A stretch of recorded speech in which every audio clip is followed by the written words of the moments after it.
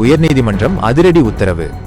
வழக்கு பதிவு செய்ய உத்தரவு. நகராட்சி நிர்வாகம் மற்றும் குடிநீர் வழங்கல் துறையில் பணி நியமனங்கள் மற்றும் ஒப்பந்தங்கள் வழங்கியதில் சுமார் ரூ.1020 கோடி முறைகேடு நடந்திருப்பதாக கூறப்படும் குற்றச்சாட்டில் அமைச்சர் கே.என்.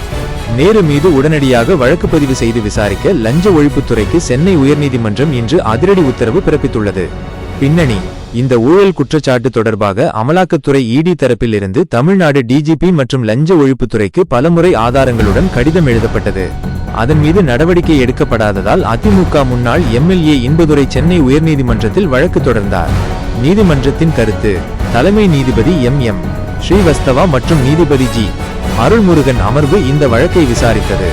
அமலாக்கத்துறை போதுமான ஆதாரங்களை சமர்ப்பித்துள்ளதால் ஆரம்பகட்ட விசாரணை நடத்த தேவையில்லை என்றும் உடனடியாக முதல் தகவல் அறிக்கை எஃப்ஐஆர் பதிவு செய்து சட்டப்படி நடவடிக்கை எடுக்க வேண்டும் எனவும் நீதிபதிகள் திட்டவட்டமாக தெரிவித்தனர்.